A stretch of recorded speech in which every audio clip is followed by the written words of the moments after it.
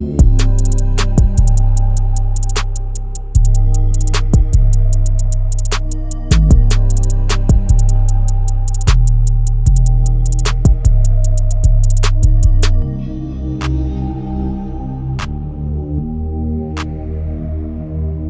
back to the Team to Beat Miami Heat podcast, your one-stop shop for daily Miami Heat content. My name is Amir. We have breaking news. The Miami Heat have made a trade. Pat Riley apparently is awake.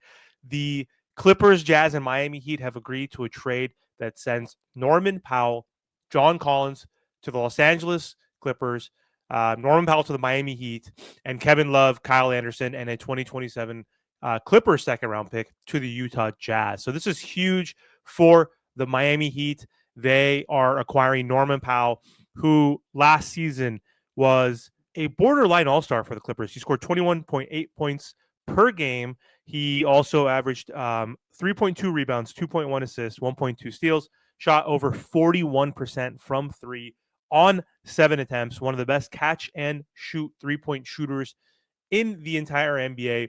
So this is someone that can help the Miami Heat as the sixth man, or I'm not sure if he's going to start with Tyler Hero necessarily.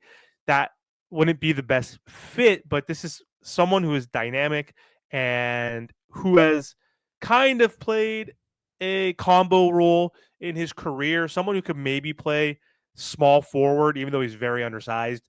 But we all know Spo loves that. But either way, this trade puts the Miami Heat in the luxury tax because Norman Powell is on an expiring contract. He's making 20 million this season, but what we traded out was way less. I think Kyle Anderson was making around 9 million. Kevin Love was making around 4 or 5. So the Miami Heat are now in the luxury tax territory, and this hard caps the Miami Heat at the first apron. So the Miami Heat also, now they had before this trade 15 players on the roster. Miami now has one open spot on its 15-man standard roster for this upcoming regular season. So I think this was a great move for the Miami Heat. They didn't have to pay any picks, basically. So no second round picks for Norm. They basically just traded Kevin Love, who was almost completely out of the Miami Heat's rotation, and Kyle Anderson, who's also 33, a little bit older, and someone who was not going to necessarily be in the Miami Heat's rotation moving forward. So I am not confused, but the Miami Heat's mantra and direction this upcoming season was supposed to be tapping into the youth development. So we added a 32-year-old, and I don't see him starting in the backcourt with Tyler Hero. I don't think that makes sense. But now we have another win now type of player. Andrew Wiggins is also 30. Now we have Norman Powell, who's 32. So it looks like we still are doing that blended build. And this is still a good move for the cost, for his capability as a scorer. This is someone who's going to replace Duncan Robinson effectively. So I think it's good, but there's got to be something else happening. I don't think the Heat were going to go into the luxury tax as a team that was under the first apron finally. And I don't think they're going to go into the first apron for this move alone. But either way, objectively, this is one of the better Heat trades that they've done in a long time.